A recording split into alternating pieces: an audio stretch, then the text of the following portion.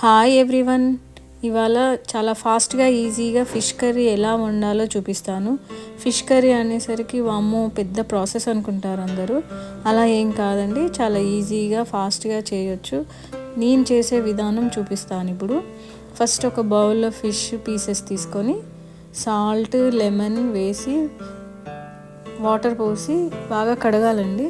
ఇలా చేయడం వల్ల ఫిష్ కర్రీ స్మెల్ రాకుండా ఉంటుంది. ఆ తర్వాత 2 టైమ్స్ ఫ్రెష్ వాటర్తో కడిగి మళ్ళీ వాటర్ పట్టి సాల్ట్ లెమన్ వేసి పక్కన పెట్టుకోవాలి. పక్కన పెట్టుకున్నాక కర్రీకి కావాల్సినవన్నీ కట్ చేసుకోవాలండి. ఆనియన్స్ కట్ చేసుకోవాలి. ఆనియన్స్ మామూలు కర్రీ కన్నా ఎక్కువే కట్ చేసుకోవాలి. కొత్తిమీర, మెంతి ఏంటంటే ఫిష్ కర్రీ అనేసరికి మెంతి ఫ్లేవరే గుర్తొస్తుంది కదా, అందుకని కంపల్సరీ మెంతి ఉండాలండి. అల్లం పేస్ట్, చింతపండు రసం ఇవన్నీ రెడీ చేసుకొని పెట్టుకోవాలి. ఆ తర్వాత టమాటోస్ కూడా మామూలు కర్రీ కన్నా ఎక్కువే కట్ చేసుకొని పెట్టుకోవాలండి. గ్రేవీ ఎక్కువ కావాలి కాబట్టి టమాటోస్ ఎక్కువే కట్ చేసుకొని పెట్టుకోవాలి. ఇప్పుడు మనం కర్రీ వండడం స్టార్ట్ చేద్దాం. స్టవ్ పైన ప్యాన్ పెట్టి ఆయిల్ పోయాలండి. ఆయిల్ వేసాక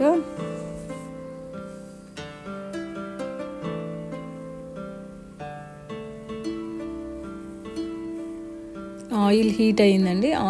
ఆయిల్ హీట్ అయ్యాక పచ్చిమిర్చి, ఆనియన్స్ వేసి ఫ్రై చేసుకోవాలండి.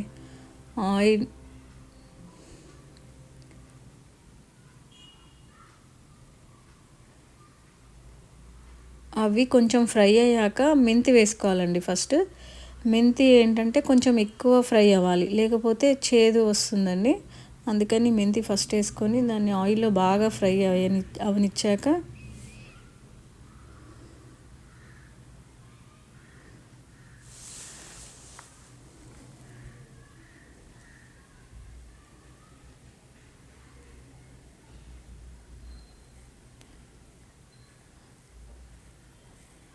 మెంతి ఫ్రై అయ్యాక అల్లం పేస్ట్ వేసుకోవాలండి. అల్లం కూడా ఆయిల్లో చాలా ఫ్రై అవ్వాలండి, లేకపోతే పచ్చివాసన వస్తుంది. అల్లం ఫ్లేవరే ఎక్కువ కనిపిస్తుంది. అందుకని ఆయిల్లో కొంచెం అల్లం బాగా ఫ్రై అయ్యాక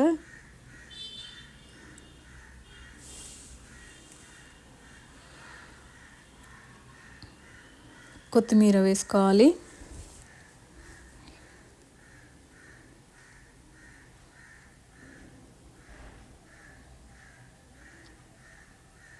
కొత్తిమీర వేసి కలిపాక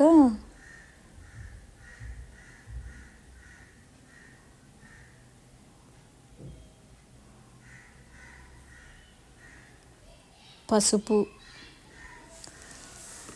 వేసుకోవాలండి. పసుపు వేసుకొని కలిపాక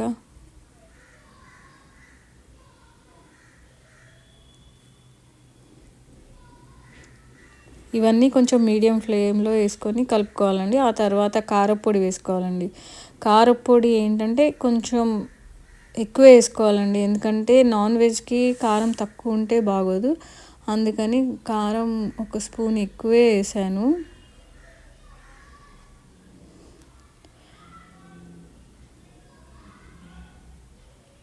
ఈ కారం కూడా కొంచెం ఫ్రై అయ్యాక టమాటో ముక్కలు వేసుకోవాలండి. టమాటో ముక్కలు వేసుకొని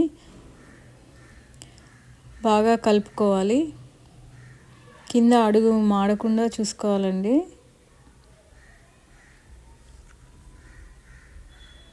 టమాటా ముక్కలు వేసాక సాల్ట్ వేసుకోవాలండి. ఉప్పు వేసుకుంటే కొంచెం నీరు వస్తుంది.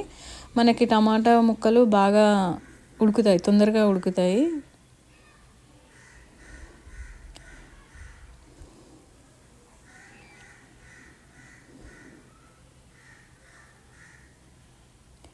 ఇలా కలిపాక ఒక 5 మినిట్స్ మూత పెట్టి టమాటా ముక్కలు మగ్గనివ్వాలి. టమాటా ముక్కలు మగ్గిపోయాయండి. ఇప్పుడు చింతపండు రసం వేసుకుందాం. చింతపండు రసం వేసుకున్నాక కలుపుకొని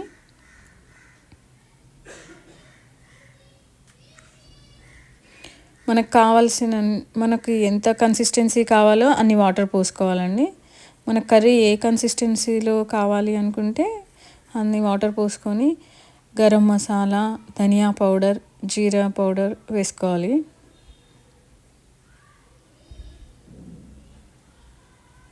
వేసుకొని మళ్ళీ ఇది బాగా కలిపి మూత పెట్టాలండి. బాగా ఒక 10-15 మినిట్స్ బాగా మసలనివ్వాలి. ఇలా మసలాక మనం ఇప్పుడు ఇందులో ఫిష్ పీసెస్ వేయాలి.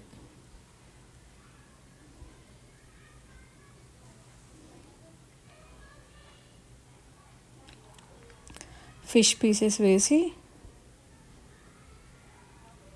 పీసెస్ వేసాక మెల్లిగా కలుపుకోవాలండి, లేకపోతే పీసెస్ విరిగిపోయే ఛాన్సెస్ ఉంటాయి. అందుకని ఒక్కసారి ఫస్ట్ వేసాక కలుపుకొని మూత పెట్టి ఫిష్ పీస్ ఉడకనివ్వాలి. ఇలా కలపకుండా మెల్లిగా ఫిష్ పీస్ ఉడికిందా లేదా చూసుకోవాలి. ఇంకా కొత్తిమీర వేసి మూత పెట్టేసుకొని స్టవ్ ఆపేయాలి. మన ఫిష్ కర్రీ రెడీ.